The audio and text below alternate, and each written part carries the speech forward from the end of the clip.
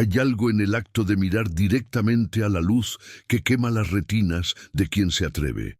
No es la oscuridad lo que aterra a la humanidad, sino el resplandor insoportable de aquello que desmonta, pieza por pieza, las arquitecturas del consuelo. Y sin embargo, en algún momento de la historia hubo quienes decidieron no apartar la mirada. Baruch Spinoza fue uno de ellos. No un mártir en busca de glorias póstumas, no un profeta seducido por el clamor de multitudes, sino un hombre que optó por la soledad filosófica antes que por la tibieza del consenso. ¿Por qué la humanidad teme tanto a la verdad? Quizás porque la verdad no consuela, no promete recompensas eternas, no ofrece refugio ante el horror de la finitud. La verdad simplemente es indiferente a nuestras súplicas, ajena a nuestros deseos. Y Spinoza, pulidor de lentes en Ámsterdam, comprendió algo que los imperios religiosos de su tiempo intentaban ocultar con fervor inquisitorial, que el miedo, más que la fe, había sido el verdadero arquitecto de lo sagrado. Imagina por un instante el año 1656. Las calles de Ámsterdam respiran una mezcla de comercio cosmopolita y ortodoxia judía. En esa ciudad de canales y libertades relativas, un joven de 23 años es expulsado de su comunidad con una virulencia que pocos anatemas han igualado. El jerem pronunciado contra Spinoza no fue un simple acto administrativo, sino una maldición cuidadosamente elaborada. Maldito sea de día y maldito sea de noche. Maldito sea cuando se acueste y maldito sea cuando se levante. ¿Qué había hecho este joven para merecer tal furia? ¿Qué palabras había pronunciado para que los rabinos sintieran temblar los cimientos de su autoridad? Spinoza había cometido el crimen imperdonable, pensar. Había osado preguntar si Dios era realmente una persona que se enfurecía, castigaba, premiaba. Había sugerido que tal vez, solo tal vez, la Biblia no era la palabra literal de un ser omnipotente dictando mandatos, sino una compilación humana, histórica, llena de contradicciones y belleza, sí, pero humana al fin. ¿No será que la verdadera fe comienza cuando las certezas se quiebran? Esta pregunta resuena con una intensidad que atraviesa siglos, porque lo que Spinoza intuía y que luego desarrollaría con el rigor geométrico de su ética era que la religión institucional había construido su poder sobre el miedo primordial del ser humano ante lo desconocido, miedo a la muerte, miedo al castigo, miedo a la soledad cósmica. Y sobre ese miedo, como sobre cimientos de arena, se habían erigido catedrales de dogma, ejércitos de inquisidores, bibliotecas enteras de prohibiciones. La religión, tal como la conocían sus contemporáneos, no era tanto la búsqueda de lo divino, cuanto la administración del terror. Y Spinoza, con su voz calmada y su lógica implacable, señalaba que el emperador estaba desnudo. Ahora tal vez tú que escuchas estas palabras desde algún rincón del planeta, desde una ciudad iluminada por el alba o sumergida en la noche, te preguntes, ¿qué tiene esto que ver contigo? Escribe en los comentarios desde qué país y ciudad nos acompañas en este momento, qué hora marca tu reloj mientras estas palabras viajan hasta tu pantalla. Porque esta no es una reflexión abstracta sobre personajes del pasado, sino un espejo que nos mira desde el siglo XVII y nos pregunta, ¿han cambiado realmente las cosas? ¿Seguimos construyendo nuestras certezas sobre el mismo miedo ancestral? ¿Qué dogmas modernos nos paralizan con la misma eficacia con que los dogmas religiosos paralizaban a los contemporáneos de Spinoza? La vida de Spinoza después de su excomunión fue la de un extranjero perpetuo. No solo fue expulsado de la comunidad judía, sino que también fue rechazado por los cristianos, que veían en él una amenaza quizás más peligrosa que cualquier hereje tradicional. Porque Spinoza no negaba a Dios para afirmar el vacío, sino que redefinía a Dios de tal manera que hacía innecesarios los intermediarios, los sacerdotes, los textos sagrados interpretados por autoridades autoproclamadas. Para Spinoza, Dios no era una persona sentada en un trono celeste juzgando acciones humanas, sino la sustancia misma de todo lo que existe. Deus sive natura. Dios o la naturaleza, una identidad que disolvía la frontera entre lo sagrado y lo profano, entre el cielo y la tierra. Si Dios era todo, y todo era Dios, entonces cada árbol, cada piedra, cada ser humano participaba de lo divino. ¿Qué quedaba entonces del pecado original? ¿Qué sentido tenía la redención si nunca habíamos caído? ¿Por qué la Iglesia teme más a las dudas que a las herejías? Porque la herejía tradicional simplemente propone otra certeza, otro dogma. El hereje medieval, que negaba la transubstanciación, ofrecía otra explicación de la Eucaristía, pero seguía creyendo en la autoridad de lo sagrado. Spinoza, en cambio, cuestionaba la necesidad misma de certezas reveladas. Proponía que la razón humana, esa facultad que todos poseemos por el simple hecho de existir, era suficiente para comprender el orden natural de las cosas. No necesitábamos profetas, no necesitábamos milagros, no necesitábamos libros sagrados que nos dijeran cómo vivir. La ética podía derivarse de la comprensión racional de nuestra propia naturaleza y de la naturaleza del todo. Esta idea era infinitamente más subversiva que cualquier herejía, porque socavaba el fundamento mismo del poder eclesiástico, la mediación entre lo humano y lo divino. El Tratado Teológico Político, que Spinoza publicó en 1670, aunque anónimamente, fue inmediatamente reconocido como una de las obras más peligrosas jamás escritas. No atacaba a esta o aquella doctrina específica, sino el método mismo por el cual las doctrinas se establecían. Spinoza aplicaba al texto bíblico el mismo escrutinio racional que aplicaría a cualquier otro documento histórico. Observaba las contradicciones, las interpolaciones, los errores de transmisión. Sugería que Moisés no había escrito el Pentateuco, que los profetas eran hombres de su tiempo, con imaginación poderosa pero limitada por su contexto histórico. Y lo más perturbador, argumentaba que los milagros eran imposibles porque contradecirían las leyes naturales establecidas por Dios mismo. Un Dios que viola sus propias leyes es un Dios contradictorio, imperfecto. Por tanto, los milagros relatados en la Biblia eran o bien malentendidos de fenómenos naturales o bien hipérboles literarias. ¿Qué significa que un dogma se derrumbe ante la razón? Significa que nunca fue verdad en primer lugar, solo poder disfrazado de verdad. Piensa en el mundo de Spinoza. Europa acababa de salir de las guerras de religión que habían devastado el continente durante décadas. Católicos y protestantes se habían masacrado mutuamente con una ferocidad que haría palidecer a los bárbaros que tanto despreciaban. Y todo en nombre de sutiles diferencias doctrinales que solo los teólogos comprendían completamente. ¿Cuántos campesinos murieron sin entender realmente si el pan y el vino eran simbólicamente o literalmente el cuerpo y la sangre de Cristo? ¿Cuántos soldados atravesaron con sus espadas a otros soldados por cuestiones de predestinación versus libre albedrío? Spinoza observaba este horror y concluía que la religión, tal como se practicaba, tal como se instrumentalizaba políticamente, era la mayor amenaza para la paz humana. No porque las enseñanzas de Cristo o de los profetas fueran intrínsecamente violentas, sino porque la certeza absoluta, la afirmación de poseer la verdad revelada, conducía inevitablemente a la intolerancia.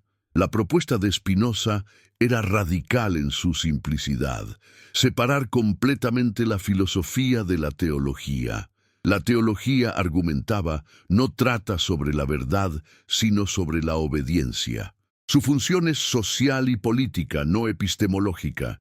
Las Escrituras no nos enseñan sobre la naturaleza del universo o sobre cuestiones metafísicas complejas, sino sobre cómo vivir en sociedad, cómo amar al prójimo, cómo construir comunidades justas. Son guías éticas, no tratados científicos. La filosofía, por otro lado, busca la verdad mediante la razón natural, sin apelar a revelaciones o autoridades externas. Y estas dos esferas no deben mezclarse. Cuando la teología pretende dictar verdades filosóficas o científicas, tenemos la Inquisición quemando a Giordano Bruno. Cuando la filosofía pretende sustituir a la religión en su función social, tenemos el caos y la anomia. Cada una en su lugar, cada una respetando los límites de la otra. Pero ¿puede la humanidad realmente vivir con tal claridad de límites?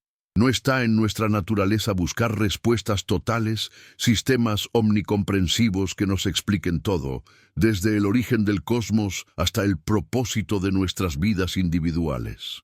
Spinoza entendía esta necesidad, pero la consideraba una debilidad que debíamos superar mediante el uso disciplinado de la razón. Su Ética, esa obra maestra de la filosofía occidental, está escrita more geométrico, al modo geométrico. Comienza con definiciones y axiomas, como un tratado de matemáticas, y procede a demostrar proposiciones sobre Dios, la mente, las emociones, la libertad humana, la felicidad. Todo conectado con la rigidez de una cadena lógica. ¿Por qué esta forma tan inusual? Porque Spinoza creía que las verdades fundamentales sobre la existencia podían ser demostradas con la misma certeza que los teoremas de Euclides. No necesitábamos fe ciega, necesitábamos comprensión clara y distinta. Comparte este video con un amigo cercano, con alguien que también se haga preguntas difíciles, con alguien que no se conforme con respuestas fáciles. Que reciban ambos bendiciones en sus familias, pero no las bendiciones que se mendigan a poderes externos, sino la bendición de la lucidez, la bendición del coraje para pensar por cuenta propia. Porque eso es lo que Spinoza nos legó, no un sistema cerrado de creencias, sino un método, una actitud, una valentía intelectual, la convicción de que la verdad, aunque dolorosa, aunque solitaria, vale más que 1000 consuelos construidos sobre mentiras piadosas. En su modesta casa de La Haya, donde pasó los últimos años de su vida, Spinoza pulía lentes durante el día y escribía filosofía durante la noche. Sus pulmones, debilitados por años de inhalar polvo de vidrio, finalmente lo traicionaron en 1677, cuando tenía apenas 44 años. Murió solo, sin los rituales de ninguna religión, sin las oraciones de ninguna comunidad. Sus manuscritos fueron publicados póstumamente por un pequeño círculo de amigos fieles. Y casi inmediatamente, sus obras fueron prohibidas por las autoridades eclesiásticas de toda Europa. Spinoza se convirtió en sinónimo de ateísmo, aunque él nunca negó a Dios, solo lo redefinió.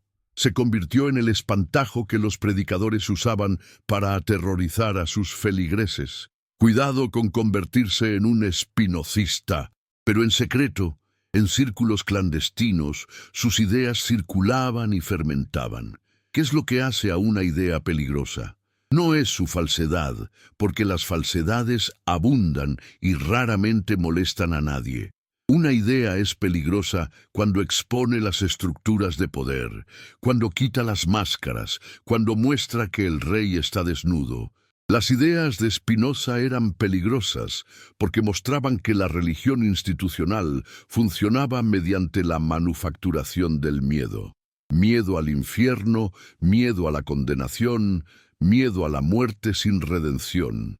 Y sobre ese miedo se construían fortunas, se justificaban guerras, se legitimaba la opresión.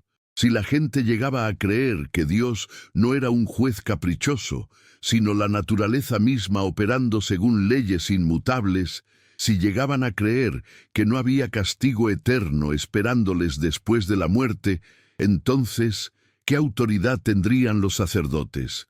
¿Qué poder ejercerían los inquisidores?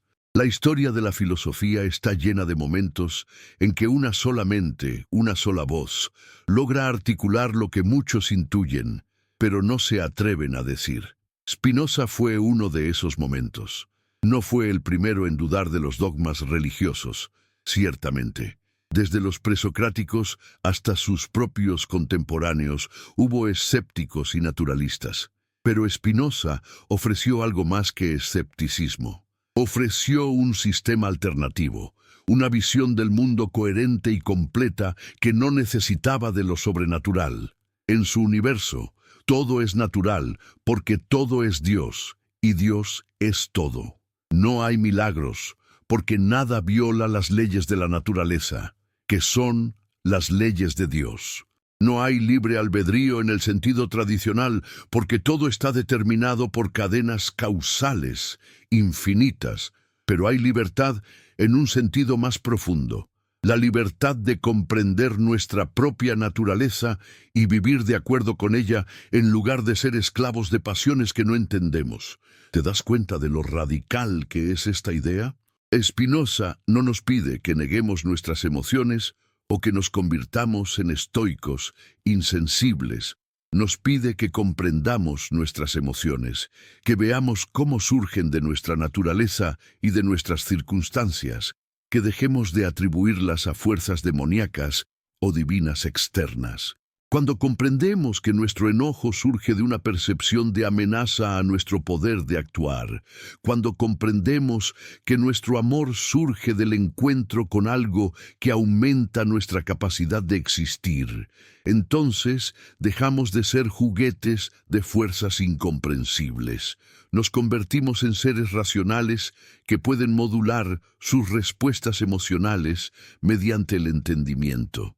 Esta es la beatitud spinoziana, la felicidad que proviene del conocimiento, una felicidad que ninguna autoridad externa puede otorgar o quitar porque emana de nuestra propia comprensión del orden natural. Pero volvamos al tema del miedo que construye religiones. Spinoza observaba que las personas se vuelven más religiosas en tiempos de crisis. Cuando hay peste, cuando hay guerra, cuando hay hambruna, los templos se llenan y las plegarias se multiplican. ¿Por qué? Porque el miedo busca desesperadamente alguna forma de control sobre lo incontrolable. Si puedo ofrecer un sacrificio, si puedo rezar con suficiente fervor, si puedo seguir los rituales correctos, entonces tal vez, solo tal vez, pueda influir en las fuerzas que determinan mi destino. Esta es la psicología que los sacerdotes han explotado desde tiempos inmemoriales. No mediante una conspiración consciente necesariamente, sino mediante una dinámica social que se perpetúa a sí misma. Aquellos que prometen control sobre lo incontrolable obtienen poder, y aquellos que tienen poder tienen incentivos para mantener el miedo que justifica su autoridad. Spinoza rompía este círculo vicioso al negar que haya fuerzas sobrenaturales que puedan ser influenciadas mediante rituales o plegarias. Si todo es naturaleza operando según leyes inmutables, entonces no hay ningún ser personal escuchando nuestras súplicas y decidiendo arbitrariamente a quién ayudar y a quién ignorar. Esto puede sonar desesperanzador, pero para Spinoza era exactamente lo opuesto. Era liberador. Porque significa que nuestro bienestar depende de nuestra comprensión de las leyes naturales y de nuestra capacidad para alinear nuestras acciones con ellas, no de nuestra capacidad para adular a un déspota cósmico cuya voluntad es insondable. Un universo gobernado por leyes comprensibles es un universo en el que el conocimiento es poder genuino. No poder mágico, sino poder real para mejorar nuestras vidas. ¿Qué significa que un dogma se derrumbe ante la razón?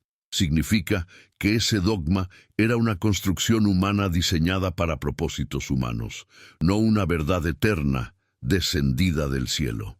Y cuando se derrumba, cuando la luz de la razón lo expone como insostenible, podemos sentir vértigo. Podemos sentir que perdemos el suelo bajo nuestros pies, porque los dogmas no solo son creencias, son estructuras que organizan nuestras vidas, que nos dan identidad, que nos conectan con comunidades, Perder un dogma es perder un mundo.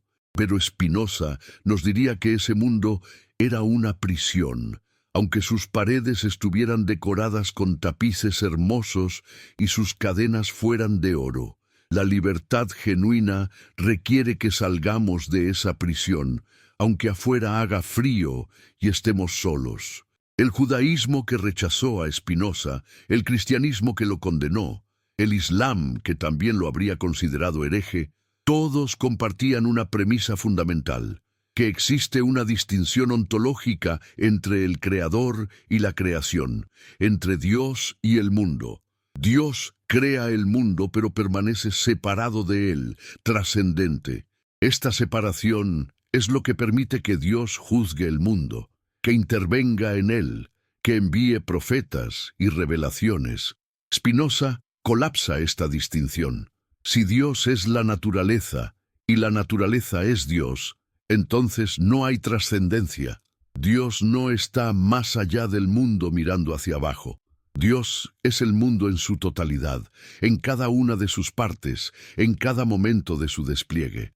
Esta es la razón por la que todas las religiones abrahámicas vieron en Spinoza un peligro mortal, porque su filosofía no solo contradecía este o aquel dogma específico, sino que disolvía la estructura metafísica sobre la cual todas esas religiones estaban construidas. Y sin embargo hay algo profundamente religioso, profundamente espiritual en la visión de Spinoza. Su amor intellectualis Dei, el amor intelectual de Dios, es una forma de unión mística alcanzada no mediante el éxtasis irracional, sino mediante la comprensión racional.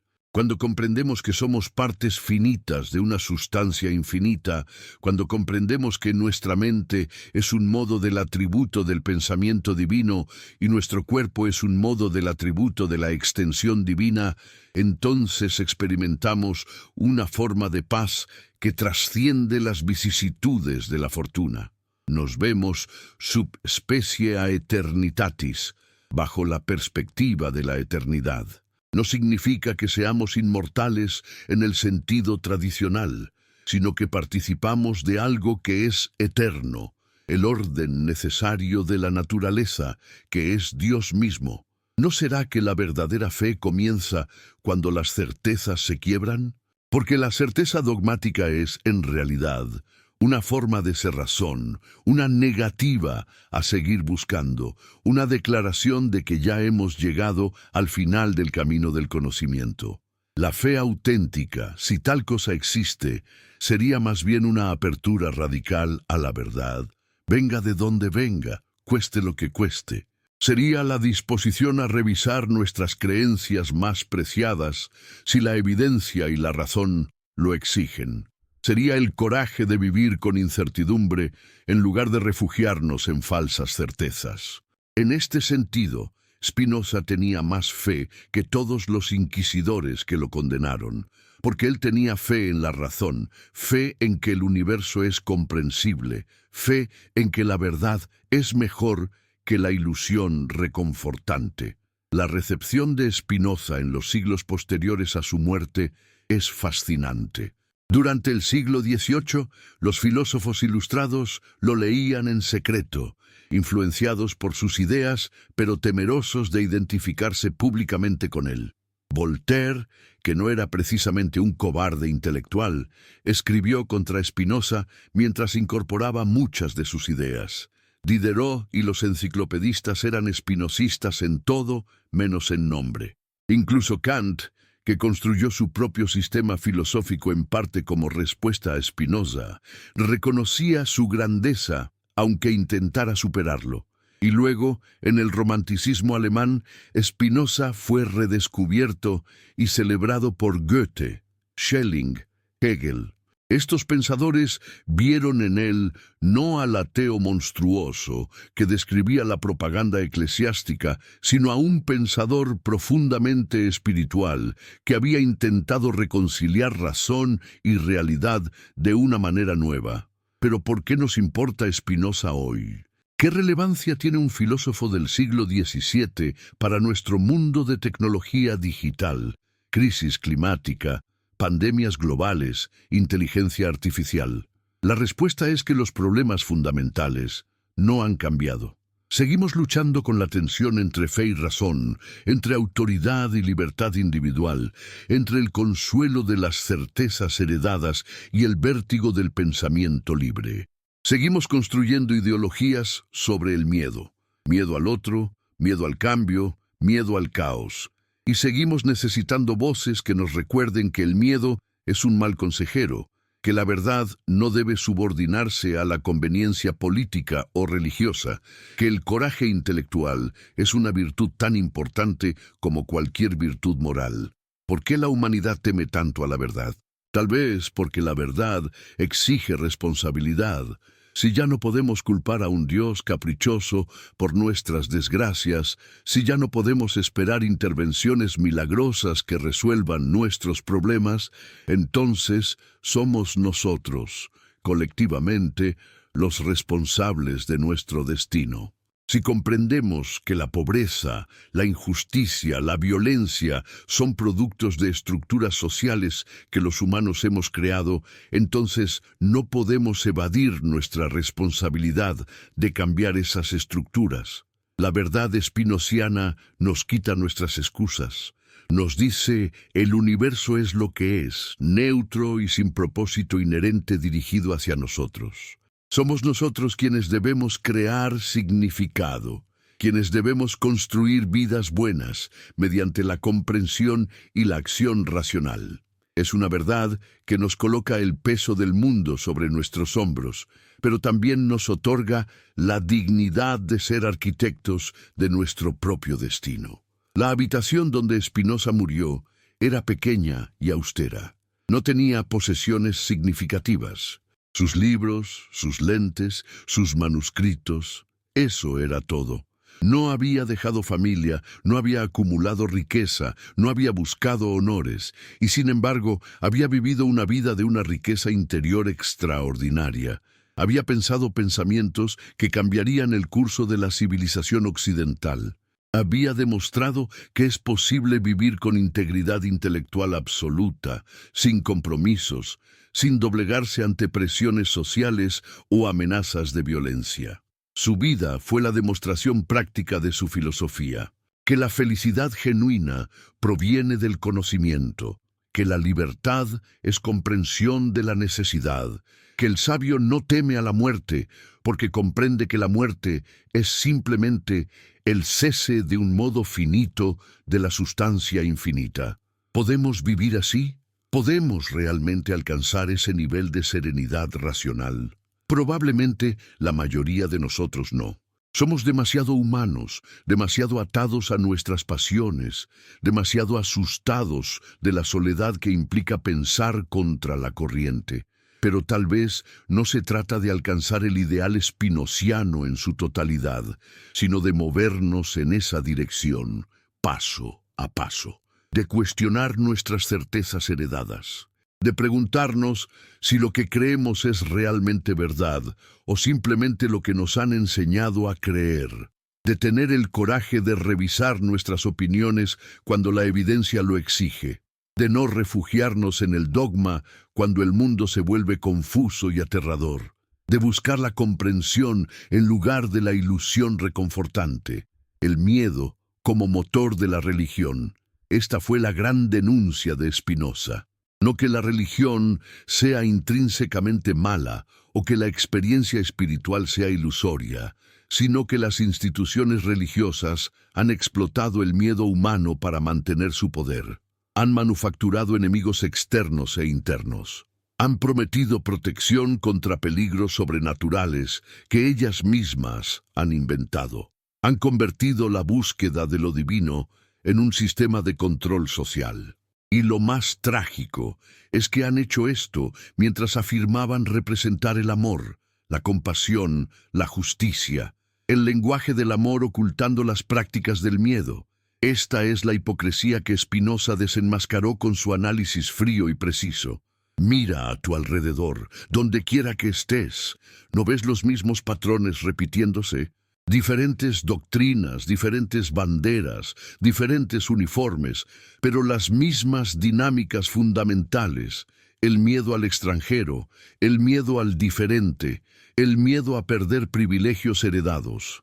Y sobre ese miedo, la construcción de muros físicos y mentales, la justificación de la crueldad como necesaria para la autodefensa, la demonización del otro como amenaza existencial. No necesitamos sacerdotes medievales quemando herejes para ver cómo el miedo construye ortodoxias. Lo vemos en nuestra política, en nuestros medios de comunicación, en nuestras redes sociales.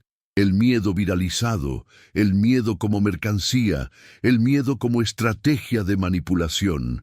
Spinoza nos daría las herramientas para analizar esto, para ver a través de la niebla del pánico manufacturado y preguntar: ¿a quién beneficia mi miedo? ¿Qué poder se sostiene gracias a mantenerme aterrorizado? La primera parte de esta reflexión debe cerrarse con una apertura, no con una conclusión, porque hemos apenas comenzado a explorar las implicaciones de lo que Spinoza descubrió. Hemos planteado las preguntas, pero no las hemos respondido completamente. ¿Por qué la Iglesia teme más a las dudas que a las herejías? Porque la duda es corrosiva. La duda no ofrece un sistema alternativo contra el cual luchar, sino que disuelve la posibilidad misma de certeza dogmática. La herejía es un enemigo visible que puede ser combatido. La duda es un veneno invisible que se filtra en las mentes y corroe las certezas desde dentro. Spinoza fue el maestro de la duda metódica aplicada a lo sagrado. No la duda nihilista que desemboca en desesperación, sino la duda constructiva que limpia el terreno para construir sobre bases más sólidas. Cuando te levantes mañana y enfrentes otro día en este mundo caótico e incierto, ¿con qué actitud lo harás? ¿Con el miedo que te han enseñado, buscando protección en dogmas que prometen certeza pero entregan opresión? ¿O con la valentía que Spinoza ejemplificó, dispuesto a mirar la realidad directamente, sin filtros reconfortantes, y aceptar lo que encuentres? La segunda opción es más difícil, infinitamente más difícil. Requiere soledad, requiere coraje, requiere la disposición a ser malentendido, marginado, tal vez odiado, pero también ofrece algo que ninguna ilusión puede igualar: la dignidad de la verdad. La libertad que viene de comprender tu propia naturaleza y el orden del universo del cual eres parte inseparable. Parte 2. La fractura entre fe y razón no es un accidente histórico, sino una herida fundacional en la psique occidental. Durante siglos, la cultura europea intentó mantener estas dos potencias en un equilibrio precario, asignándoles territorios separados: la razón para explicar el mundo natural, la fe para salvar almas inmortales. Pero este acuerdo de paz nunca fue sincero. La fe, cuando está institucionalizada y respaldada por poder político, tiene la tendencia inexorable de expandir su dominio, de declarar que no solo gobierna sobre lo espiritual, sino también sobre lo físico, lo moral, lo político. Y la razón, cuando es genuina y no meramente instrumental, no puede detenerse en fronteras artificiales. Debe seguir sus conclusiones donde quiera que conduzcan, incluso si eso significa invadir el supuesto territorio sagrado de la revelación. Spinoza vivió en el centro de esta tensión imposible. No intentó reconciliar fe y razón mediante compromisos diplomáticos, sino que llevó la razón hasta sus últimas consecuencias y observó cómo la fe tradicional simplemente se evaporaba bajo su escrutinio. ¿Qué significa realmente que algo sea revelado? La doctrina tradicional afirma que Dios, ese ser supremo más allá de la comprensión humana, decide en ciertos momentos históricos privilegiados comunicarse directamente con ciertas personas privilegiadas. Moisés en el Sinaí, Jesús en Galilea, Mahoma en la cueva de Hira. Estos individuos excepcionales reciben mensajes que la razón ordinaria no podría descubrir por sí misma. Y luego, Milagrosamente, estos mensajes se cristalizan en textos que generaciones sucesivas deben aceptar como autoridad absoluta. Spinoza preguntaba, ¿pero cómo sabemos que estos textos son realmente palabra de Dios y no simplemente palabras de hombres muy imaginativos o incluso hombres comunes cuyas palabras fueron magnificadas por la tradición? ¿Qué evidencia tenemos? Los textos mismos afirman su propia autoridad divina, pero esto es un círculo vicioso.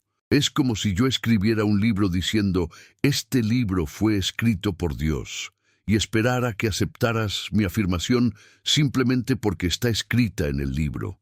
La respuesta tradicional es que debemos confiar en la tradición, en la cadena ininterrumpida de transmisión desde los testigos originales hasta nosotros. Pero Spinoza, con su análisis histórico y filológico del texto bíblico, mostraba que esta cadena está llena de eslabones rotos, de interpolaciones, de errores de copia, de redacciones y reediciones.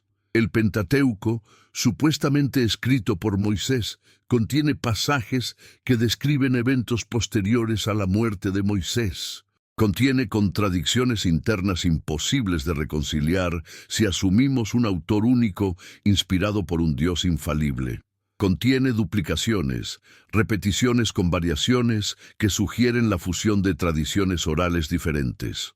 En resumen, el texto bíblico muestra todas las marcas de ser un documento humano, histórico, compilado durante siglos por múltiples autores con múltiples agendas. Esto no lo hace menos valioso como testimonio de la experiencia religiosa humana, pero sí lo despoja de su pretensión de ser la palabra literal e infalible de Dios. ¿Por qué esto era y sigue siendo tan amenazador? Porque la autoridad de la iglesia, de la sinagoga, de la mezquita, descansa sobre la pretensión de ser intérpretes autorizados de la palabra divina. Si no hay palabra divina en el sentido tradicional, si solo hay textos humanos venerables pero falibles, entonces, ¿qué autoridad especial tienen los sacerdotes? Se convierten simplemente en personas que han estudiado ciertos textos antiguos, no diferentes en principio de los estudiosos de Homero o de Shakespeare. Pueden tener conocimiento especializado, pueden ofrecer interpretaciones iluminadoras, pero no pueden reclamar estar transmitiendo mandatos divinos que todos deben obedecer bajo pena de condenación eterna.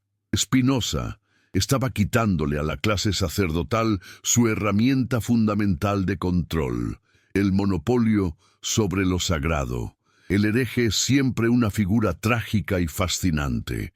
Alguien que pertenecía a una comunidad, que fue formado por sus tradiciones, pero que llegó a conclusiones que lo colocan en oposición irreconciliable con esa comunidad. El hereje no es simplemente un ignorante que nunca comprendió las doctrinas.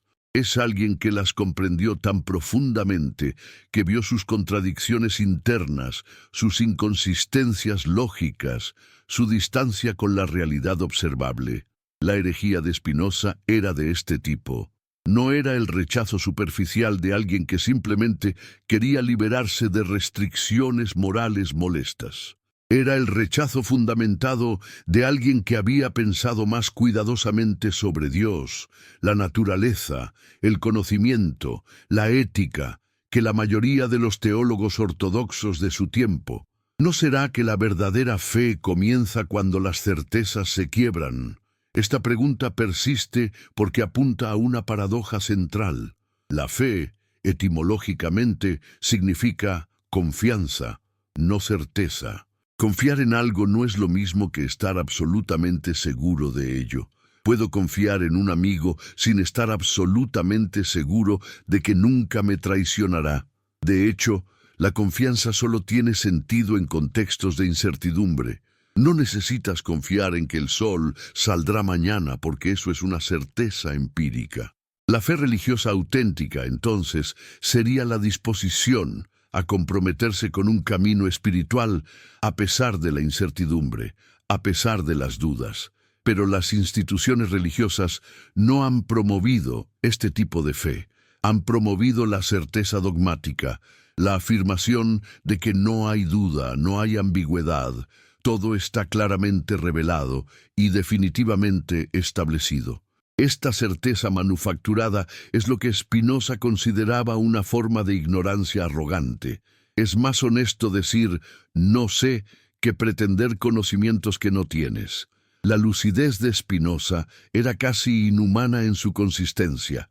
No se permitía las consolaciones pequeñas que el resto de nosotros necesitamos para sobrevivir. No se decía a sí mismo, bueno, tal vez en este punto particular la razón no aplica, o aquí debo hacer una excepción por respeto a la tradición. Aplicaba el mismo estándar racional a todo, a la naturaleza, a Dios, a la Biblia, a la moral, a la política. Y las conclusiones a las que llegaba eran sistemáticamente devastadoras para las creencias convencionales.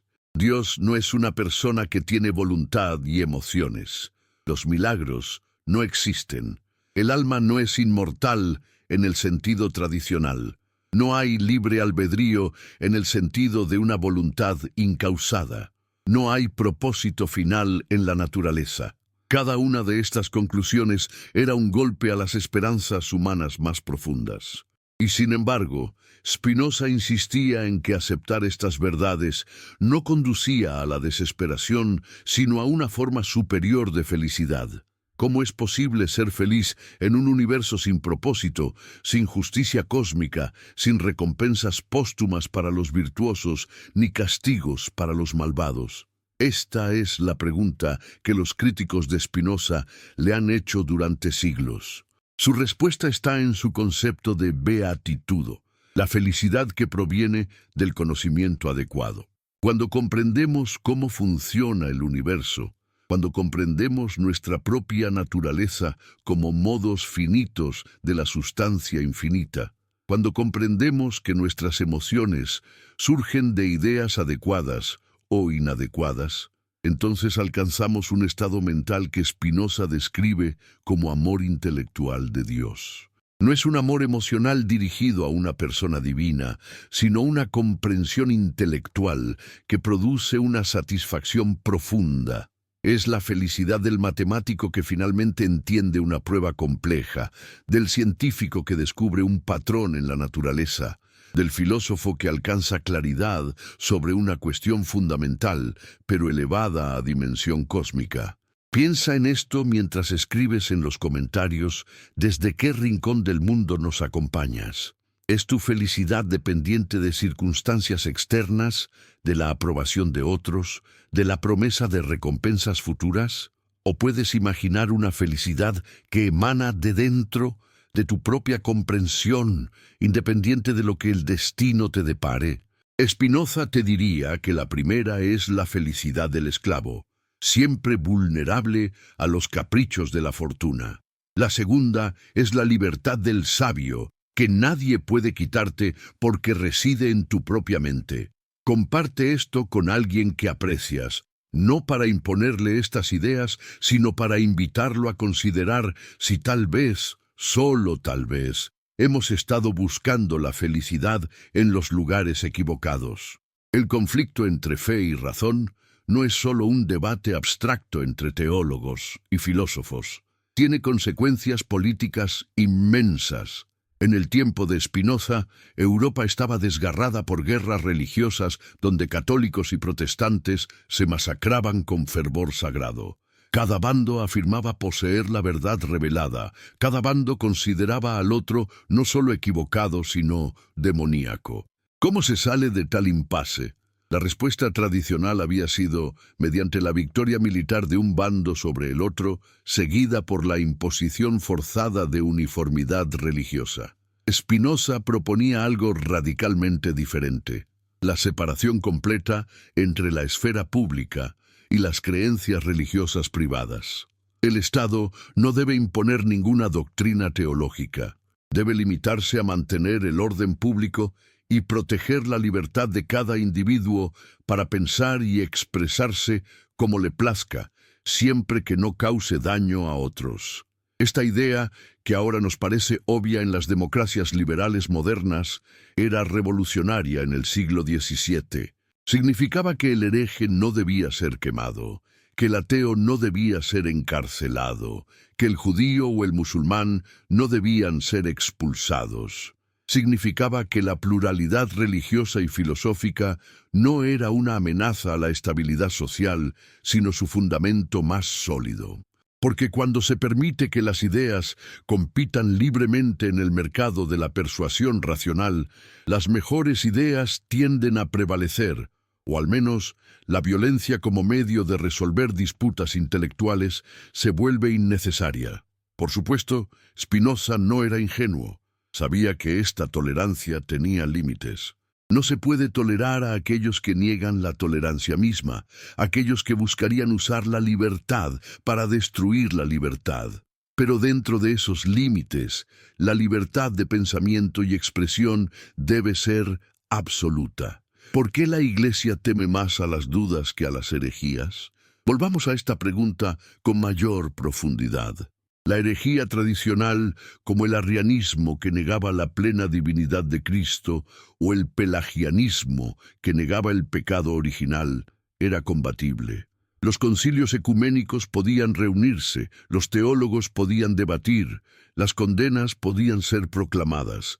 Había algo concreto contra qué luchar, pero la duda es diferente. La duda no afirma nada, solo suspende el juicio. El dudoso no dice, sé que esta doctrina es falsa. Dice, no estoy seguro si esta doctrina es verdadera. ¿Cómo combates eso? ¿Cómo condenas a alguien por no estar seguro? Sin embargo, permitir la duda es aún más peligroso para la ortodoxia que permitir la herejía, porque la duda es contagiosa. Una vez que las personas empiezan a dudar de una doctrina, pronto dudarán de otras. Y si dudan de suficientes doctrinas, todo el edificio se derrumba. Spinoza no era primariamente un dudoso, sino un afirmador.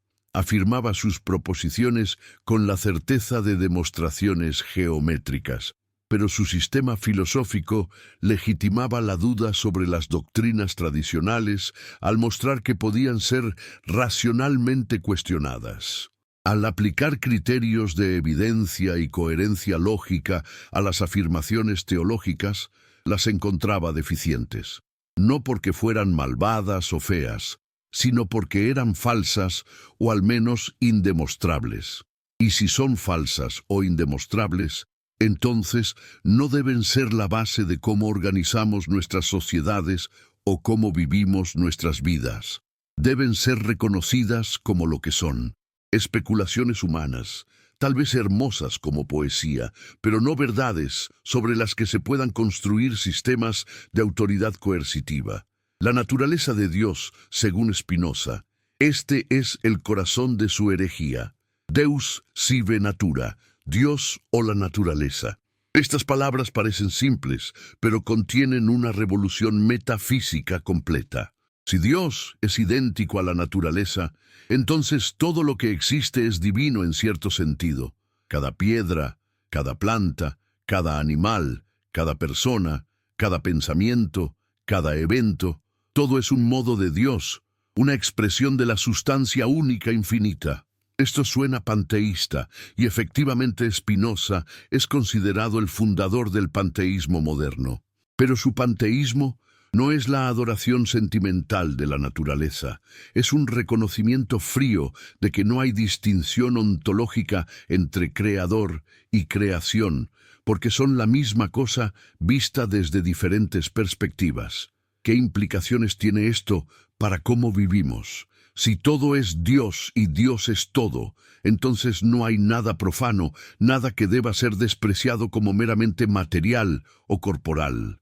El cuerpo no es una prisión del alma, como creía el platonismo cristiano, sino la expresión en el atributo de la extensión de lo que somos. Cuidar el cuerpo no es menos espiritual que cultivar la mente. De hecho, mente y cuerpo no son dos sustancias separadas, sino dos aspectos de la misma cosa. Yo no tengo un cuerpo y también tengo una mente. Yo soy una unidad psicofísica que se expresa simultáneamente en dos atributos diferentes de la sustancia divina. Esta es una visión profundamente integradora que supera los dualismos que han atormentado el pensamiento occidental. Pero si todo es Dios, ¿qué del mal? ¿Qué del sufrimiento, la injusticia, la crueldad? El problema del mal ha sido tradicionalmente uno de los mayores desafíos para la teología monoteísta. Si Dios es omnipotente, omnisciente y perfectamente bueno, ¿por qué permite el mal? Las teodiceas han multiplicado las respuestas. El mal es necesario para el libre albedrío, es un castigo por el pecado, es una prueba de fe, es incomprensible para la mente finita, pero tiene un propósito en el plan divino. Spinoza rechaza todas estas respuestas porque rechaza la premisa. No hay un Dios personal que permita o no permita el mal. Hay solo la naturaleza operando según leyes necesarias. Lo que llamamos mal es simplemente aquello que disminuye nuestra capacidad de actuar, que contradice nuestros intereses, que causa sufrimiento. Pero desde la perspectiva de la naturaleza total, subespecie a eternitatis, no hay bien ni mal, solo ser. Esto puede sonar como relativismo moral, pero no lo es. Spinoza tiene una ética robusta, pero está fundamentada en la naturaleza humana, no en mandatos divinos. Lo bueno es lo que aumenta nuestra capacidad de actuar y comprender. Lo malo es lo que la disminuye. La virtud es poder, no en el sentido de dominación sobre otros, sino en el sentido de actualización de nuestro propio ser. El sabio espinociano no es alguien que sigue reglas externas por miedo al castigo o esperanza de recompensa, sino alguien que comprende su propia naturaleza y actúa de acuerdo con ella para maximizar su propio florecimiento, lo cual, dado que somos seres sociales, incluye necesariamente la cooperación con otros y la contribución al bien común. ¿Qué significa que un dogma se derrumbe ante la razón? Significa que ese dogma nunca fue adecuado a la realidad. Tomemos el dogma de la creación ex nihilo, de la nada. La tradición religiosa afirma que Dios creó el universo de la nada por un acto de voluntad libre. Antes de la creación no había nada excepto Dios. Y luego, por razones que permanecen misteriosas, Dios decidió crear. Spinoza pregunta, ¿pero cómo puede algo surgir de la nada? De la nada, nada surge. Es un principio lógico fundamental. Y si Dios era perfectamente completo y autosuficiente antes de la creación, ¿qué lo motivó a crear? ¿Cambió de repente? Pero ¿cómo puede un ser perfecto cambiar, ya que cualquier cambio implicaría que antes era menos perfecto? La doctrina de la creación, ex nihilo, está llena de contradicciones cuando se examina racionalmente. La alternativa de Spinoza es que no hubo creación. Dios, naturaleza, es eterno, sin principio ni fin. El universo no es algo separado que Dios creó, sino la expresión necesaria de la naturaleza divina misma. Así como de la naturaleza del triángulo se sigue necesariamente que sus ángulos suman 180 grados, de la naturaleza de Dios se sigue necesariamente la existencia de todas las cosas en sus modos infinitos y finitos. No hay voluntad divina que podría haber decidido no crear o crear algo diferente. Todo lo que existe, existe necesariamente. Esto se llama necesitarismo y es uno de los aspectos más controvertidos de la filosofía de Spinoza. Pero es una consecuencia ineludible de su identificación de Dios con la naturaleza. Si todo es necesario, ¿qué pasa con la libertad humana? Esta es la objeción que los críticos de Spinoza han levantado interminablemente. Si nuestras acciones están determinadas por cadenas causales que se remontan al infinito, entonces no somos simplemente marionetas. No desaparece la responsabilidad moral. Spinoza responde que hay dos sentidos de libertad. El sentido vulgar, que es la ilusión de que nuestras decisiones no tienen causas, de que podríamos haber hecho de otro modo en exactamente las mismas circunstancias. Este sentido de libertad es una ficción, pero hay un sentido más profundo de libertad, la autodeterminación. Soy libre en la medida en que mis acciones fluyen de mi propia naturaleza comprendida racionalmente, en lugar de ser causadas por fuerzas externas que no entiendo. El esclavo es aquel que actúa por pasiones que no comprende, impulsado por causas externas. El libre es aquel que actúa desde el conocimiento adecuado de su propia naturaleza y de las causas que operan en él. Escucha esto cuidadosamente. La libertad spinociana no es la ausencia de determinación, sino la comprensión de la determinación.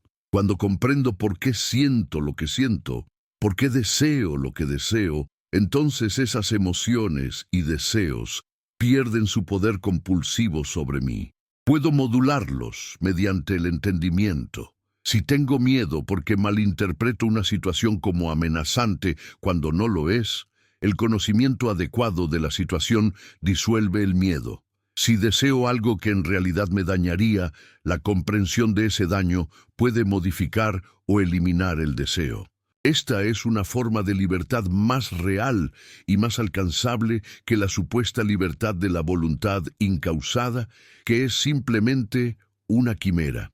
La figura de Spinoza como hereje lúcido se vuelve más clara cuando consideramos el precio que pagó por su lucidez. No solo fue excomulgado por los judíos de Ámsterdam, no solo fue condenado por las iglesias cristianas, sino que también fue objeto de un intento de asesinato. Alguien, probablemente un fanático religioso, intentó apuñalarlo cuando salía de la sinagoga. Spinoza sobrevivió, y se dice que conservó el abrigo agujereado por el cuchillo como recordatorio del precio del pensamiento libre. Vivió modestamente, rechazó cátedras universitarias que lo habrían obligado a enseñar dentro de límites ortodoxos. Mantuvo un pequeño círculo de amigos y correspondientes, pero evitó la publicidad. Su obra más importante, La Ética, no fue publicada hasta después de su muerte, porque sabía que publicarla en vida lo expondría a persecución aún más intensa. ¿Por qué persisten estas ideas? ¿Por qué Spinoza sigue siendo leído, estudiado, debatido 3 siglos y medio después de su muerte? Porque las preguntas que planteó no han sido respondidas satisfactoriamente por ningún sistema posterior. La tensión entre fe y razón permanece. La búsqueda de fundamentos éticos, sin recurrir a autoridades sobrenaturales, continúa. El intento de comprender la naturaleza de la conciencia y su relación con el cuerpo físico sigue siendo central en filosofía de la mente y neurociencia, y sobre todo la valentía de pensar contra el consenso, de seguir la lógica de los argumentos a donde quiera que conduzcan, de no doblegarse ante presiones sociales o amenazas de violencia. Esta valentía es algo que cada generación necesita redescubrir y cultivar. Cuando miras las estrellas en la noche, ¿qué ves? ¿Ves la creación de un artesano divino que dispuso cada luz celeste con propósito específico? ¿O ves un universo indiferente, inmensamente vasto, operando según leyes físicas impersonales?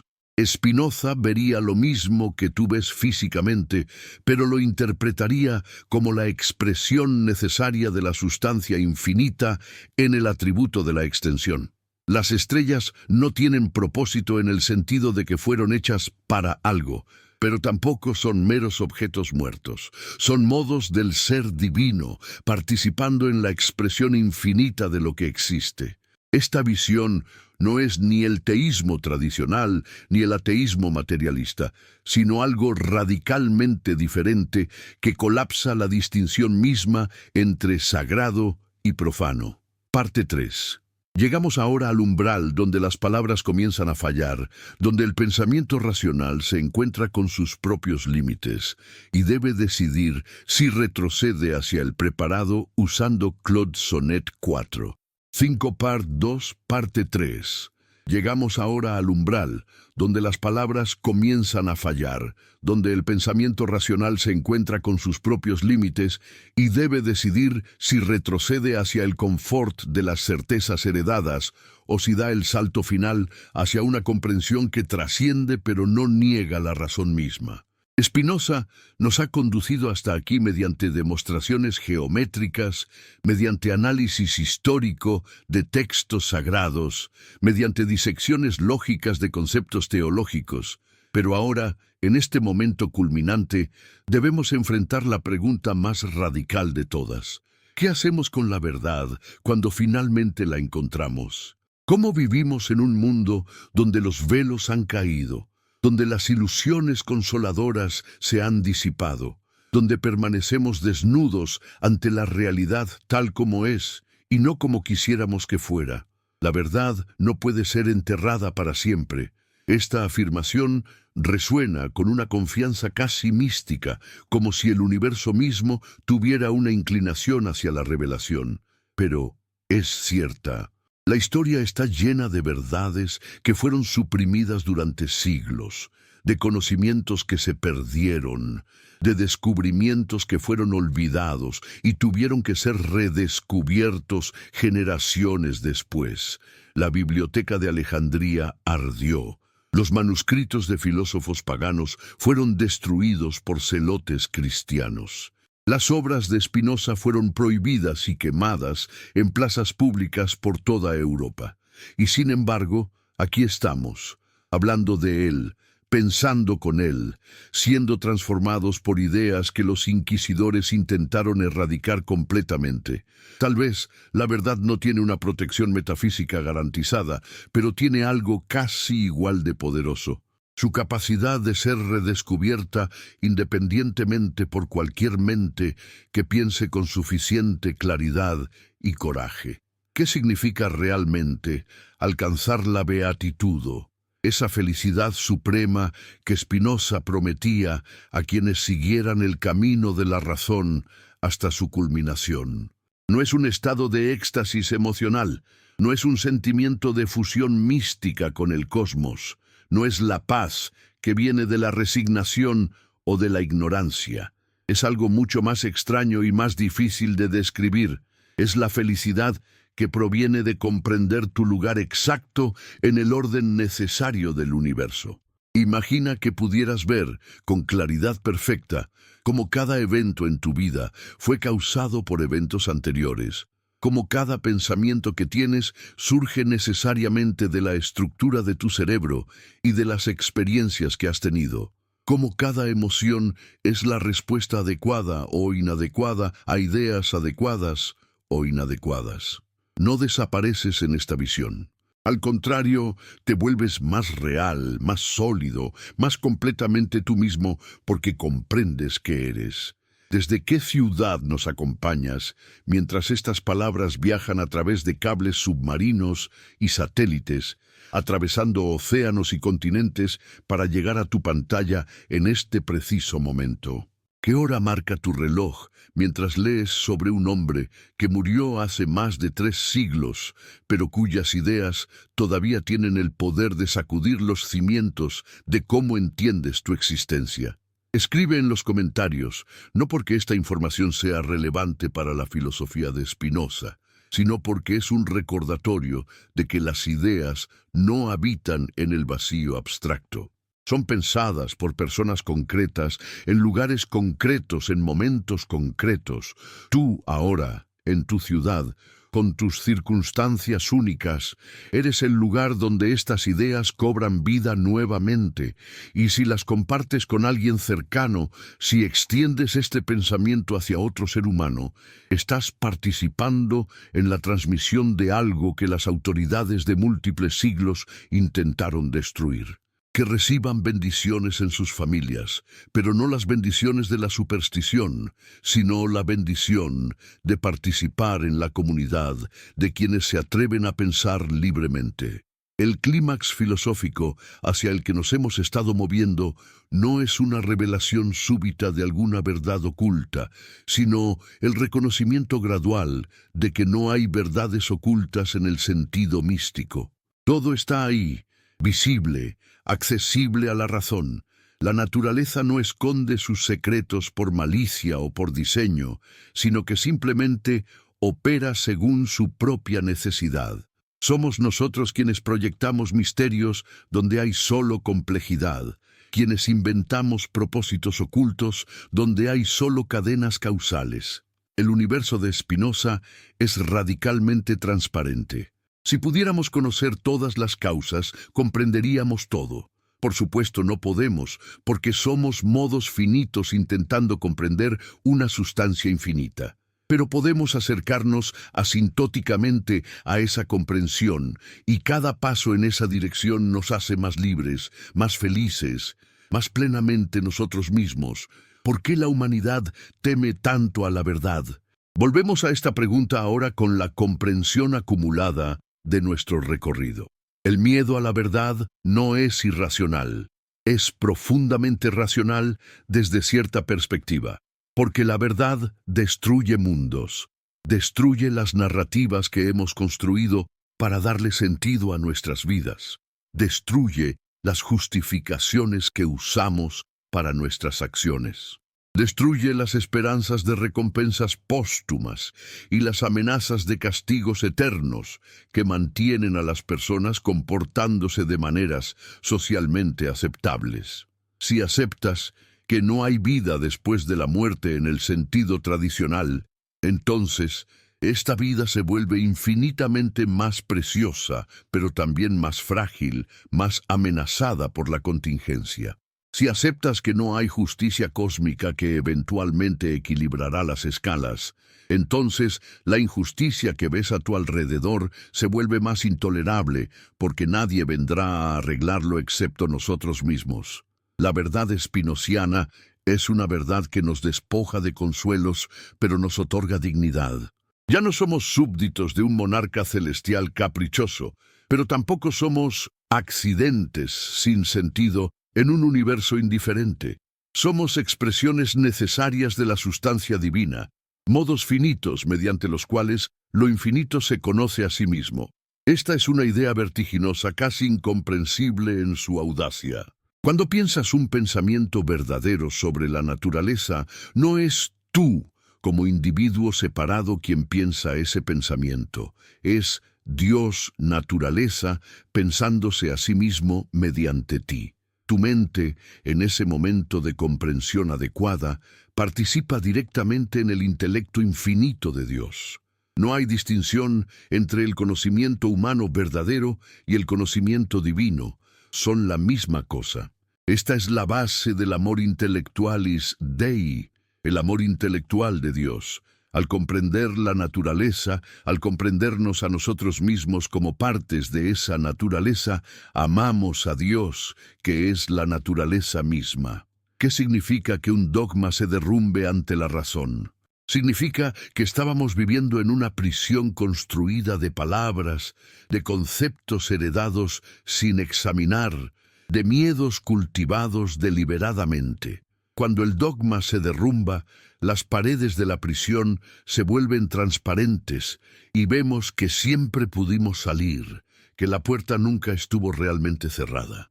Pero esta liberación es aterradora, porque fuera de la prisión no hay caminos marcados, no hay guías que nos digan exactamente qué hacer en cada situación.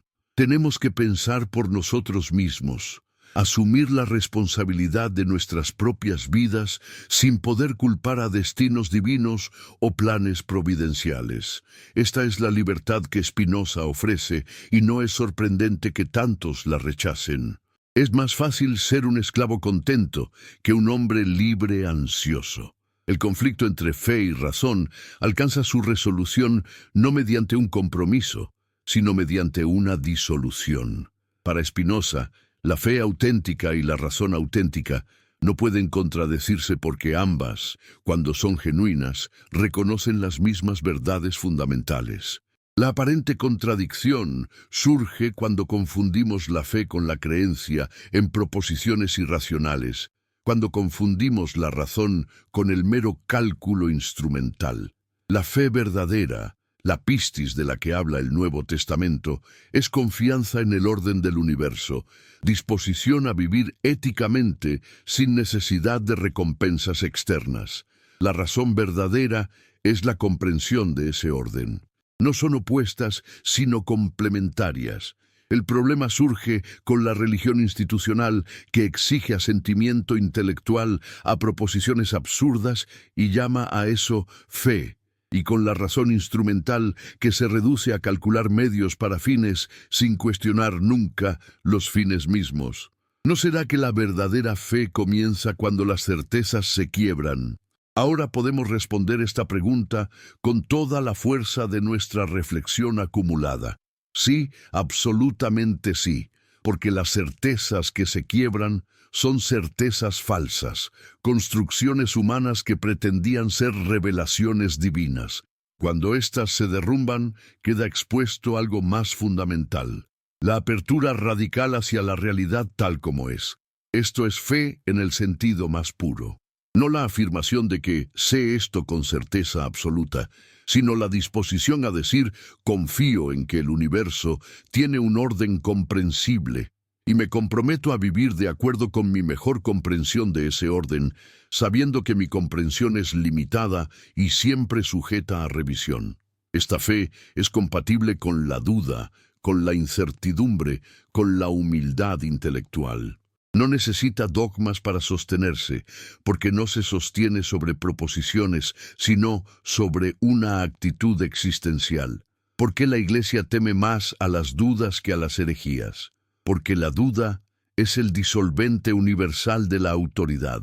Una vez que permites que las personas duden de una doctrina, pronto dudarán de tu autoridad para proclamar cualquier doctrina. La herejía puede ser contenida mediante definiciones precisas de ortodoxia, mediante excomuniones, mediante persecuciones, pero la duda es como el agua que se filtra por las grietas de una presa. Eventualmente, si no se detiene, erosiona toda la estructura. Spinoza no solo dudaba, proporcionaba razones sistemáticas para dudar, herramientas conceptuales que cualquier persona con educación básica podía usar para cuestionar las doctrinas tradicionales. Estaba armando a las masas con filosofía, y esto era infinitamente más peligroso que cualquier conspiración política. El mundo después de Spinoza nunca podría ser el mismo, aunque tomó décadas, incluso siglos, para que sus ideas se filtraran completamente en la cultura europea. La Ilustración, con su énfasis en la razón y su crítica de la superstición, fue en gran medida spinozista, aunque muchos ilustrados no lo admitieran públicamente. La crítica bíblica moderna, que trata los textos sagrados como documentos históricos sujetos a análisis filológico y contextual, deriva directamente del tratado teológico-político. La ética secular, que busca fundamentar la moralidad en la naturaleza humana en lugar de en mandatos divinos, es impensable sin Spinoza. La neurociencia contemporánea, con su rechazo del dualismo mente-cuerpo y su búsqueda de correlatos neuronales de la conciencia, está realizando empíricamente lo que Spinoza había propuesto filosóficamente, que mente y cuerpo son aspectos de la misma cosa. Pero más allá de estas influencias históricas específicas, Spinoza representa algo aún más fundamental: la posibilidad de vivir sin ilusiones. Esto no significa vivir sin esperanza, o sin belleza, o sin amor, sino vivir sin autoengaño. Significa mirar la realidad directamente, sin filtros protectores, y encontrar en esa realidad no el horror existencial que temen los pesimistas, sino una profundidad y una riqueza que las narrativas religiosas tradicionales en realidad empobrecían. Porque cuando reduces el universo a un drama moral protagonizado por humanos, con Dios como juez, estás reduciendo algo inmensamente complejo a algo pequeño y comprensible. Spinoza nos devuelve la inmensidad, nos devuelve la complejidad, nos devuelve el misterio genuino que es la existencia misma. no los falsos misterios de dogmas contradictorios. Imagina por un momento que pudieras ver tu vida entera desde la perspectiva de la eternidad, subspecie a eternitatis. No significa ver tu vida como si fuera eterna en duración, sino verla como una parte necesaria del orden total del universo. Cada evento, cada decisión, cada sufrimiento, cada alegría, ocupando su lugar exacto en la cadena infinita de causas y efectos. Desde esta perspectiva, nada es accidental, nada es injusto en el sentido cósmico, aunque ciertamente hay injusticias humanas que debemos combatir. Simplemente es. Y en ese reconocimiento de la necesidad de todo lo que existe, Spinoza encuentra una forma de paz que ninguna religión tradicional puede ofrecer, porque no depende de promesas de recompensas futuras o de la ilusión de que el universo está diseñado para nuestro beneficio. ¿Es esta una visión fría, deshumanizante? Los críticos de Spinoza lo han afirmado durante siglos. Dicen que su filosofía reduce a los humanos a meros engranajes en una máquina cósmica que elimina el significado y el propósito, que hace imposible la moralidad genuina. Pero estos críticos no han comprendido realmente lo que Spinoza proponía. Sí, rechaza el libre albedrío en el sentido de una voluntad incausada. Sí, rechaza la idea de que el universo tiene un propósito dirigido hacia nosotros. Pero no rechaza la experiencia subjetiva, no rechaza la riqueza de la vida emocional, no rechaza la importancia de vivir éticamente. Simplemente las fundamenta de manera diferente, en nuestra propia naturaleza, como seres racionales y sociales, en lugar de en mandatos de una autoridad externa. El ser humano spinociano no es menos humano por comprender su lugar en el orden natural.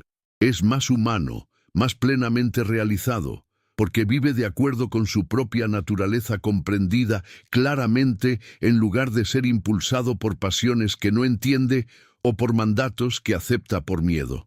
La ética de Spinoza no es una ética de la obediencia, sino una ética del florecimiento. Pregunta no, ¿qué me ordena Dios que haga?, sino, ¿qué maximiza mi capacidad de actuar y comprender? Y resulta que las respuestas a estas preguntas coinciden ampliamente con lo que las religiones tradicionales han enseñado en sus mejores momentos. Trata a otros con justicia, cultiva la razón, modera tus pasiones, contribuye al bien común. Pero ahora, estas prescripciones no son mandatos arbitrarios, sino consecuencias racionales de comprender qué tipo de criaturas somos y cómo prosperamos. La pregunta que nos persigue en este momento culminante es, ¿podemos realmente vivir así? ¿Puede el ser humano promedio alcanzar la beatitud spinociana? ¿O es esto reservado para unos pocos sabios excepcionales? Spinoza era honesto sobre esto. Reconocía que muy pocas personas alcanzarían la comprensión completa que conduce a la felicidad suprema. La mayoría vivirá guiada por pasiones, por opiniones heredadas, por miedos e ilusiones. Pero esto no es una falla moral, sino simplemente un hecho sobre la naturaleza humana. No todos pueden ser matemáticos excepcionales, no todos pueden ser atletas olímpicos y no todos alcanzarán la sabiduría filosófica perfecta. Pero todos pueden moverse en esa dirección, todos pueden cultivar mayor comprensión, mayor racionalidad, mayor libertad. Y en ese movimiento hacia la sabiduría, cada paso cuenta, cada momento de claridad es valioso. ¿Qué hacemos con esta herencia? ¿Cómo honramos a Spinoza no mediante la adoración acrítica, sino mediante la continuación de su proyecto? La respuesta es simple pero difícil. Pensamos rigurosamente, honestamente, sin miedo a las consecuencias. Cuestionamos las autoridades que reclaman conocimiento que no pueden demostrar. Examinamos nuestras propias creencias con el mismo escrutinio crítico que aplicamos a las creencias de otros. Nos negamos a aceptar consuelos fáciles cuando sabemos que son falsedades. Vivimos con la incertidumbre cuando la certeza no está justificada. Y sobre todo, defendemos el derecho de otros a pensar libremente, incluso cuando sus conclusiones difieren de las nuestras, porque la libertad de pensamiento no es negociable. Sin ella, toda búsqueda de verdad se convierte en mera propaganda. La verdad no puede ser enterrada para siempre porque está inscrita en la naturaleza misma de las cosas. Puedes quemar todos los libros que contengan una verdad particular. Puedes ejecutar a todos los que la proclaman. Puedes construir sistemas elaborados de censura y control del pensamiento. Pero si esa verdad corresponde a cómo es realmente el mundo, entonces será redescubierta. Tal vez no inmediatamente, tal vez no en la próxima generación, pero eventualmente alguien mirará la evidencia con ojos claros y llegará a las mismas conclusiones. Las verdades que Spinoza articuló sobre la naturaleza de Dios, sobre la lectura crítica de textos sagrados, sobre la fundamentación naturalista de la ética, fueron descubiertas independientemente por múltiples pensadores en los siglos siguientes.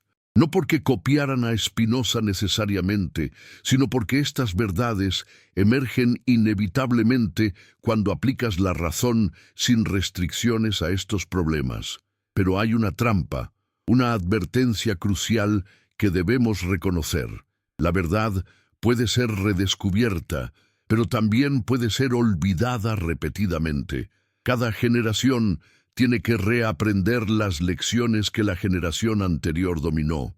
Cada era tiene sus propias formas de dogmatismo, sus propias ortodoxias incuestionables, sus propios tabúes intelectuales. En el tiempo de Spinoza era la teología revelada. ¿Qué es en nuestro tiempo? Tal vez el fundamentalismo de mercado que trata el capitalismo como si fuera una ley natural en lugar de un sistema humano. Tal vez el tribalismo identitario que divide a la humanidad en grupos enemigos irreconciliables. Tal vez la fe ciega en la tecnología como soluciona todos los problemas.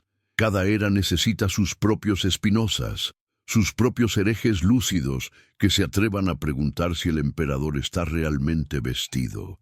Comparte esta reflexión con alguien que aprecias, no para convertirlo a una doctrina spinozista, porque eso sería traicionar el espíritu mismo de Spinoza. Compártela para invitarlo al pensamiento, para desafiar sus certezas, para abrir un espacio de diálogo donde las preguntas difíciles puedan ser formuladas sin miedo. Que reciban bendiciones en sus familias y que esas bendiciones tomen la forma de conversaciones honestas, de la valentía para admitir la ignorancia, de la disposición a cambiar de opinión cuando la evidencia lo exige. Estas son las bendiciones que realmente importan, las que realmente enriquecen una vida humana, no las promesas vacías de intervenciones sobrenaturales. El cierre intenso que buscamos no es un final feliz en el sentido convencional. Spinoza no nos promete que todo saldrá bien, que los virtuosos serán recompensados y los malvados castigados, que hay un plan divino que garantiza justicia cósmica. Nos promete algo más austero, pero también más verdadero. Que comprender la naturaleza de las cosas, incluyendo nuestra propia naturaleza, produce una forma de felicidad que es invulnerable a las vicisitudes de la fortuna, que la libertad no es la capacidad de hacer lo que queramos sin restricciones, sino la comprensión de las necesidades que nos gobiernan. Que el amor más alto no es el amor emocional dirigido a una persona divina imaginada, sino la comprensión intelectual del orden eterno del cual somos partes inseparables. ¿Es esta una filosofía para todos? No, nunca lo fue y nunca lo será. Requiere un cierto temperamento intelectual, una cierta valentía existencial, una cierta disposición a vivir sin las muletas de las ilusiones consoladoras. Pero para aquellos que pueden aceptar sus términos, ofrece algo de valor incalculable, una forma de vivir con integridad absoluta, sin autoengaño, sin miedo a autoridades humanas que reclaman hablar en nombre de Dios, sin necesidad de promesas de recompensas póstumas para motivar la acción ética. Ofrece la posibilidad de ser plenamente humano, no en el sentido de indulgir cada impulso, sino en el sentido de actualizar plenamente nuestro potencial racional. Cuando las certezas se quiebran, cuando los dogmas se derrumban ante la razón, cuando el miedo pierde su poder de paralizarnos, ¿qué queda? Spinoza responde, queda la realidad, inmensa y compleja, esperando ser comprendida. Queda nuestra capacidad de razonar, la única herramienta genuina que tenemos para navegar este mundo. Quedan otros seres humanos con quienes compartimos esta existencia finita y con quienes debemos cooperar si queremos prosperar. Queda el trabajo de construir vidas significativas, no sobre fundamentos de mitos antiguos, sino sobre la comprensión de quiénes y qué somos realmente. Este trabajo nunca termina. Cada generación debe realizarlo nuevamente, pero es el único trabajo que realmente vale la pena. El legado de Spinoza no es un sistema cerrado de doctrinas que debemos memorizar y repetir. Es un método, una actitud, un ejemplo. Nos muestra que es posible pensar con absoluta independencia, que es posible llegar a conclusiones que contradigan todo lo que tu cultura te ha enseñado, y que es posible vivir con esas conclusiones no en amargura o desesperación, sino en serenidad y alegría. Nos muestra que la verdad, aunque solitaria, aunque perseguida, aunque enterrada repetidamente por aquellos que temen su poder, resurge inevitablemente, porque corresponde a la estructura misma de la realidad. Y nos muestra que la vida más valiosa no es la que acumula riquezas o fama o poder sobre otros, sino la que cultiva la comprensión, la que vive de acuerdo con la razón, la que contribuye al florecimiento común de la humanidad. ¿Por qué la humanidad teme tanto a la verdad? Porque la verdad destruye las jerarquías basadas en el conocimiento supuestamente revelado. Porque la verdad no respeta las fronteras que hemos trazado entre lo sagrado y lo profano, entre el cielo y la tierra, entre el creador y la creación. Porque la verdad nos responsabiliza por nuestras propias vidas en lugar de permitirnos culpar a destinos divinos. Porque la verdad es democrática en el sentido más fundamental. Está disponible para cualquier mente que razone claramente, no solo para sacerdotes o profetas privilegiados. Y esta democratización del conocimiento es quizás la amenaza más grande para todas las formas de autoridad que dependen de mantener a las masas en la ignorancia. La reflexión provocadora con la que debemos cerrar no es una conclusión, sino una invitación continua. Invitación a pensar, a cuestionar, a dudar de tus propias certezas, tanto como de las certezas de otros. Invitación a vivir con la tensión productiva entre lo que deseas que sea verdad y lo que realmente es verdad. Invitación a encontrar belleza y significado no en ilusiones reconfortantes, sino en la realidad compleja y a menudo difícil. Invitación a ser valiente, no con la valentía del mártir que muere por una causa, sino con la valentía más sutil del pensador que vive por la verdad, incluso cuando esa verdad lo aísla de su comunidad.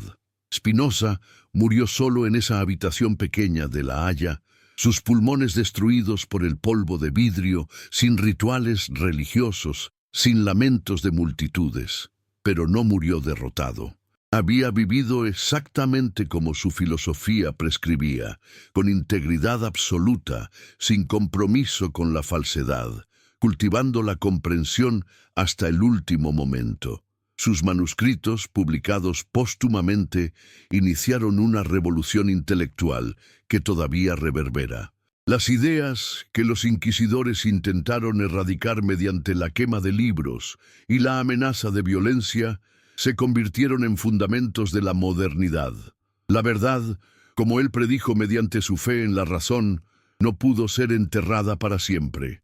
Y tú, ahora, en este momento, leyendo estas palabras en tu ciudad, en tu tiempo, en tu circunstancia particular, eres parte de esa cadena ininterrumpida de transmisión. Las ideas que recorren tu mente mientras procesas estas palabras son las mismas ideas que recorrieron la mente de Spinoza en su soledad holandesa hace 3 siglos y medio. No porque te haya adoctrinado, no porque hayas memorizado sus proposiciones, sino porque has seguido el mismo camino de razonamiento que él siguió. Cuando piensas claramente sobre estos problemas, llegas necesariamente a conclusiones similares. Esta es la universalidad de la razón que Spinoza celebraba. No depende de revelaciones privadas o experiencias místicas incomunicables, sino que está disponible para cualquier mente que se atreva a usarla sin restricciones. El cierre que buscamos no es un punto final, sino una apertura hacia el futuro. ¿Qué harás con lo que has comprendido aquí? ¿Volverás a las certezas confortables? ¿Olvidarás estas preguntas incómodas? ¿Te refugiarás en el consenso? ¿O te atreverás a vivir con las implicaciones de lo que has entendido? ¿A dejar que estas ideas transformen cómo ves el mundo y tu lugar en él? No hay respuesta correcta que pueda ser prescrita externamente. Cada persona debe decidir por sí misma cuánta verdad puede soportar, cuánta libertad puede tolerar, cuánta soledad puede abrazar. Pero al menos ahora sabes que hay una alternativa a vivir en la prisión de dogmas heredados.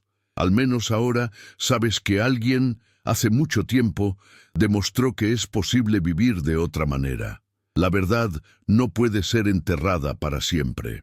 No porque haya una garantía metafísica de su triunfo, no porque el universo esté diseñado para revelarla eventualmente, sino porque corresponde a cómo son realmente las cosas.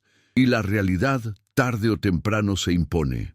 Puedes negar la gravedad todo lo que quieras, pero si saltas desde un acantilado, caerás. Puedes negar que la Tierra gira alrededor del Sol, pero las órbitas de los planetas seguirán siendo elípticas. Puedes negar que tu mente es un aspecto de tu cerebro físico, pero el Alzheimer seguirá destruyendo personalidades al destruir neuronas. La realidad no se doblega ante nuestros deseos o nuestros dogmas. Y eventualmente, si queremos navegar este mundo con alguna efectividad, debemos alinear nuestras creencias con esa realidad, por incómoda que sea. Esta es la lección final de Spinoza, la verdad provocadora con la que cerramos. Que el coraje intelectual no es un lujo opcional para académicos en Torres de Marfil, sino una necesidad existencial para cualquier ser humano que quiera vivir con dignidad. Que las ilusiones, por reconfortantes que sean, eventualmente se cobran su precio en forma de vidas mal vividas, sociedades mal organizadas, sufrimientos evitables. Que la verdad, por dolorosa que sea, es siempre preferible a la mentira, porque es la única base sólida sobre la cual podemos construir algo que dure. Que tú, individuo finito, en un universo infinito, tienes dentro de ti la capacidad de comprender el orden eterno de las cosas y, al comprenderlo, participar en lo divino. No necesitas sacerdotes, no necesitas revelaciones, no necesitas milagros. Solo necesitas el coraje de pensar.